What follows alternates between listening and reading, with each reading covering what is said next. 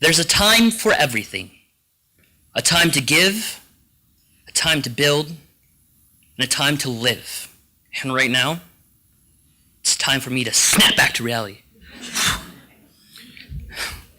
As I stand outside, I can feel the brisk, cold winter air against my cheeks, causing them to go rosy red.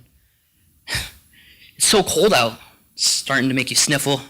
And as I stand there, with my feet in snow up to my ankle, and my socks soaking wet, my feet starting to prune, I look out at a line of 100+ people in such disdain. People from all walks of life.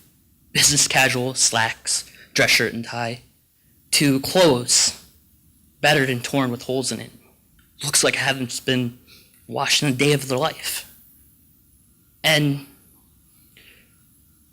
they wait in line for the FFI to start, or Free Food Initiative, as my work, the food bank, would call it. You see, the food bank is a place where we help the poor and destitute. It's where we store food in a quite sizable warehouse, pallets of produce, assorted dry goods, and bakery, but it's much more than that. It's hope. It's a necessity. Had to snap back. Days enough about work again.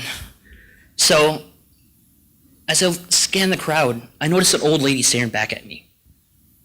And her skin's speckled with aging, with wrinkles. She has a shawl on, a bit tattered, and she's staring right at me. So I don't want to be rude, and I look around and notice everyone else has a cart, and she has nothing. So I grab one and bring it up to her, and she immediately asks me, will there be enough food? I have meals at home. Will there be enough food? And I reassure her, there'll be plenty. And as I look closer, she reminds me of my grandma. Oh, and all those summer days at my grandma's. Well, you see, my grandma's house, you never needed an alarm clock to know when to wake up, because you woke up to the smell of fresh tortillas and chorizo in the morning. Oh, the tortillas were standalone food of their own. They're so fluffy and warm, you could just want to bury your face in them. And so I would sneak downstairs, tiptoe past my grandma, and I would steal one real quick. She would turn around and be like, Mijo, what are you doing? Nothing. Then what's that behind your back? Nothing. She would smirk, scold me, like, you're going to ruin your breakfast. And then she's like, here's another one. Go watch cartoons.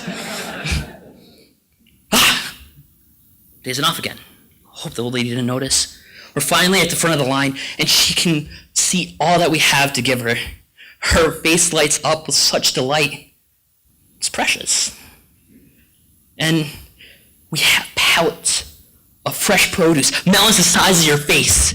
Oh, and the bakery goods we have, oh, the cake, so delicious. Red velvet, pristine, superb.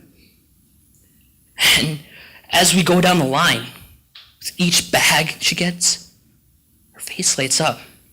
And you can see a weight lifted off her shoulders.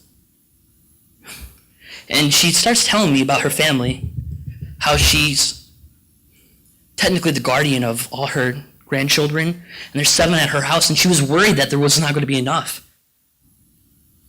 And I know what she means. I've been in her shoes before. I've had to shelf my priorities and get a full-time job to support my family, and it still wasn't enough. So I've been in those lines, and stand in them is unnerving. It's embarrassing.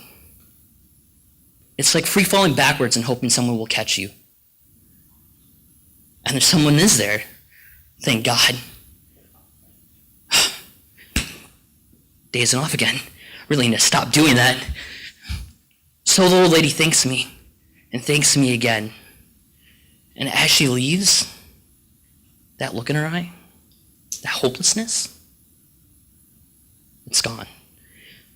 And I know tomorrow's going to be a better day.